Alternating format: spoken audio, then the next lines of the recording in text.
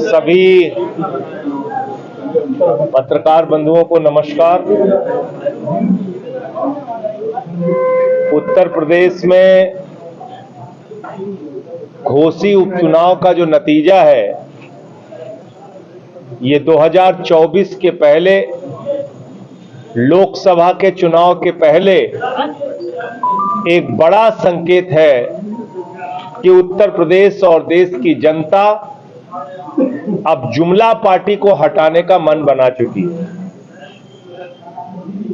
जिस तरह से देश को हर मोर्चे पर फेल करने का काम मोदी जी कर रहे हैं, उत्तर प्रदेश में मोदी योगी की डबल इंजन की सरकार कर रही है, इससे लोगों में निराशा है। और जो चुनाव परिणाम आए हैं वो इसी बात का साफ संकेत है।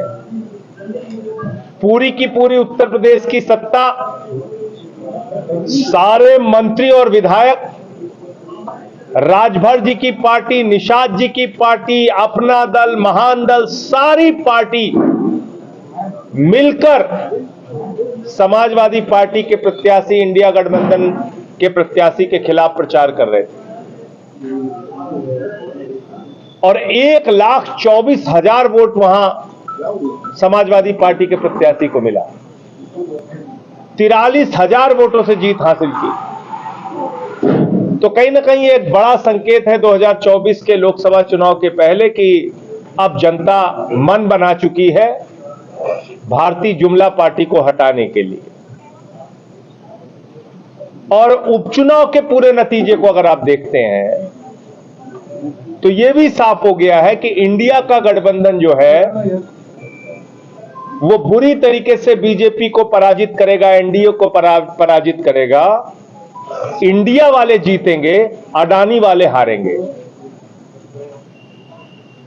जो एनडीए सिर्फ अडानी के लिए काम कर रहा है, जो प्रधानमंत्री मोदी सिर्फ अडानी के लिए काम कर रहे हैं, उनको इंडिया गठबंधन हराएगा, हटाएगा तो इंडिया वाले जीतेंगे, अडानी वाले हारेंगे। ये भी इस बात का संकेत है। बंगाल का उपचुनाव का नतीजा देखिए। भारतीय जनता पार्टी को हराने का काम टीएमसी ने किया। 96,000 वोट मिले। 1,35,000 वोट झारखंड में मिले, जेएमएम का प्रत्याशी वहां से जीता। 1,24,000 वोट घोसी में मिले, 80,000 वोट केरल में मिले।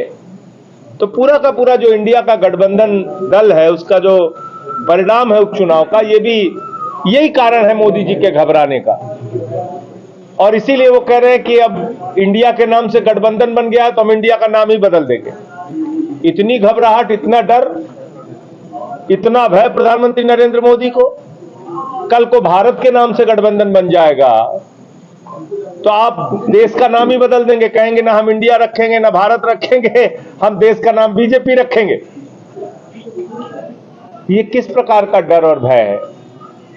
ये तो देश के साथ धोखा है कि आप देश का ही नाम बदलने पर उतारू हो गए। बाबा साहब डॉक्टर भीमराव अंबेडकर ने जो संविधान लिखा उसका आर्टिकल 1 कहता है इंडिया दैट इज भारत। अब मोदी जी घबरा के इंडिया का नाम ही बदल रहे हैं। AIIMS, ISRO, IIT, IIM, reserve bank of India, state bank of India, सब में तो इंडिया लगा है। कहां बदलोगे आप भाई? रिपब्लिक ऑफ इंडिया लिखा रहता है हमारे पासपोर्ट में, रिजर्व बैंक ऑफ इंडिया लगा रहता है नोट में, तो सब कुछ आप बदल दोगे। तो इसलिए ये घबराहट का नतीजा है। और तीसरा विषय जो वन नेशन वन इलेक्शन की बात की जा रही है, ये मोदी जी अपने दोस्त के साथ मिलके 5 साल तक लूट की खुली छूट चाहते हैं और इसी के कारण वो चुनाव से भाग रहे हैं, वन नेशन वन इलेक्शन की बात कर रहे हैं। ये होगा कैसे किसी को समझ में नहीं आता। आप मान लीजिए एक बार सारे देश का चुनाव एक साथ करा दीजिए, फिर कोई सरकार बीच में गिर जाएगी तो क्या वहां दोबारा चुनाव ही नहीं होगा? क्या वहां राष्ट्रपति शासन लग जाएगा? देश का चुनाव हुआ मान लीजिए लोकसभा का, लोकसभा की जो सरकार बनेगी चुनाव के बाद 5 साल का कार्यकाल वो नहीं पूरा कर पाती, 2 साल में सरकार गिर जाती है, तो देश का चुनाव नहीं होगा। ये क्या करना चाह रहे हैं वन नेशन वन इलेक्शन के नाम पे मोदी जी समझ के बाहर है। तो इसलिए जो इस समय मुद्दे हैं देश के सामने वो बहुत महत्वपूर्ण है, महंगाई के, बेरोजगारी के, किसानों के, और उसके नाम पे जनता वोट देगी। आज मैं लखनऊ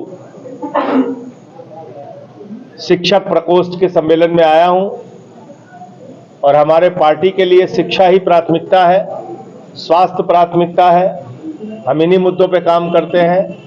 अच्छे शिक्षक हों, अच्छी शिक्षा हो, बच्चे अच्छे ढंग से पढ़ लिख कर आगे निकलें, ये हमारी प्राथमिकता है।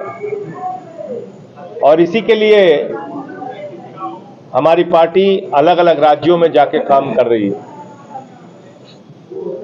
उत्तर प्रदेश के चुनाव परिणाम पे एक बात मुझसे छूट गई थी, ये कहीं ना कहीं दल बदलुओं के लिए भी एक बहुत बड़ा संकेत है। ऐसे बार बार अगर आप अपने दल बदलोगे तो जनता इसको भी पसंद नहीं करती। अब जैसे राजभर जी की मैं बड़ी इज्जत करता था, उन्होंने पिछड़ों के लिए बहादुरी से खड़े होकर कहा कि भारतीय जनता पार्टी वो पार्टी है जहां पे पिछड़े नेताओं को चप्पल उठानी पड़ती है। राजभर जी ने यह भी कहा